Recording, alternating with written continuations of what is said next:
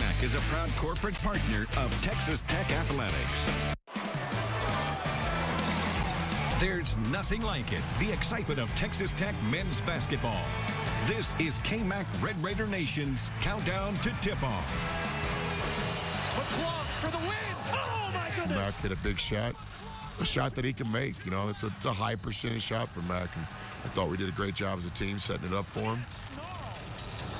Good morning, and thanks for joining us on Countdown to Tip-Off. David Collier alongside Eric Kelly as we get you ready for Texas Tech's meeting with second-ranked Baylor this afternoon at 3 o'clock at United Supermarkets Arena. The Red Raiders' second straight game against a top-5 team and looking for the same outcome as we saw Wednesday in Austin. Maybe not the exact same, though. Right? Yeah, not as close, hopefully, for the heartbeat of fans, players, coaches. You know, just another day in the life in the Big 12. You beat a top-5 team, and your award is you get an even better top-5 team. Right? Yeah. All right. Coming up in the next half hour, we take a closer look at the Bears' backcourt that is probably deeper and more experienced than that Texas one, if you can imagine that. Yeah. Also ahead, we take a look at the classic story, not David versus Goliath, but it's the unstoppable force versus the immovable object. It's David against Eric in pick 3 later. And also later, our friends from Waco catch us up on the Bears, who had to deal with a few games being postponed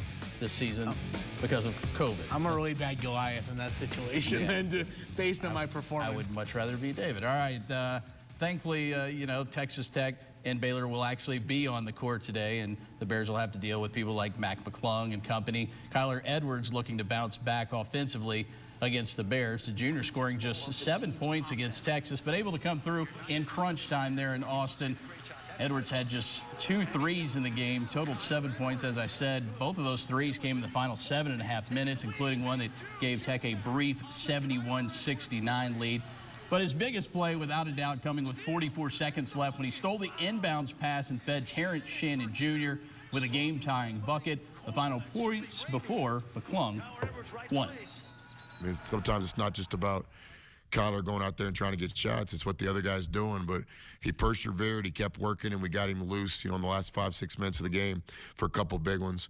And then obviously the defensive play late was just a special play. He had the courage to make it, the intensity, the IQ, the intelligence. And so we made a lot of plays in the last 5 minutes of the game, and that's how you win. Texas Tech also putting itself in a good position to win in Austin, thanks in part to the Red Raiders' ability to overcome a tough rebounding start and keeping that margin close against the Longhorns. Ended up being just four different players bringing down at least 5 rebounds as well, led by the guards.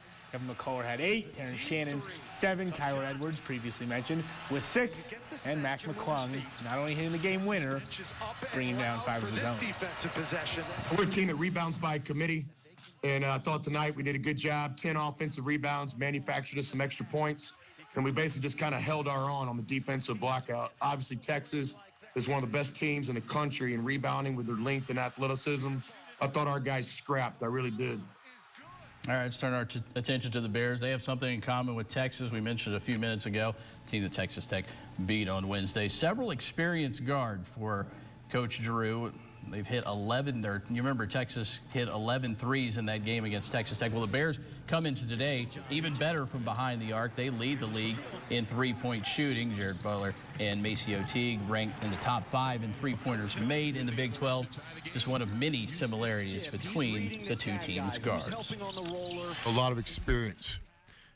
Both teams, 3 or 4 guards that have played together for a long time. And so that's kind of the first thing, is just the experience factor. And you can never devalue that or underestimate how important that is. And Baylor have a lot of scoring and playmaking ability in their guard units. Obviously, both of them are playing 3 guards in college basketball, which always puts a lot of pressure on your defense. But no doubt about it, 2 of the best backcourts in college basketball. And, you know, I would argue that our guys are right there with them. Today will be a test of wills, as you have one of the best offensive teams in the country going against one of the best defensive units. Baylor entering this one 5th nationally with 89 points per game.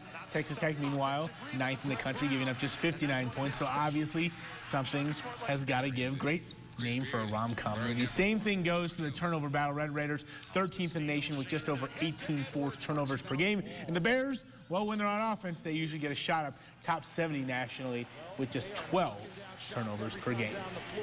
I hope it's a defensive game. Baylor, they got a lot of firepower. Obviously, their offense with the talent. And don't underestimate the coaching, too. I mean, Coach Drew does a great job spacing it out. And he puts your defense in tough situations. So, combination, talented team, experience, coaching staff that's been together, too, does a great job. All right, for more on this matchup, let's check in with Red Raider Nation's Phil Mayer. You read his stuff on everythinglubbock.com every single day. If you don't, you should start. Phil, a guy that Texas Tech will need to get going in order to steal this game away from Baylor is blank. Marcus Santos Silva. And if you look at Tech's 3 losses this season, you'll notice a common theme, and that is that Marcus Santos Silva has been quiet. The senior had 4 points against Houston, a goose egg against Kansas, only 7 points against Oklahoma State. In their wins, he's normally done a much better job of getting going. And you know, Santos Silva isn't a guy that you run a ton of plays for. He's more offensive rebounds, drop-off passes. But against a Baylor front and a defense overall that's really good, if he is able to get a few of those baskets, maybe get to the free throw line a few times, I think those extra points chipping in can go a long way in a game that I expect to be pretty tight. You know what this probably means? You know what we should take away from this? Yeah. Phil will take him in. I was about to say, pick 3. It sounds like a perfect candidate for Phil to take in pick 3. All right, thanks, Phil. We'll check back in with you in a bit. Right now, though, it's time for a break here on Countdown to Tip-Off. Still to come, we crash the boards like Kev and TJ did against Texas. And up next, we head to Waco like Kev and TJ aren't doing yet for the breakdown of the Bears.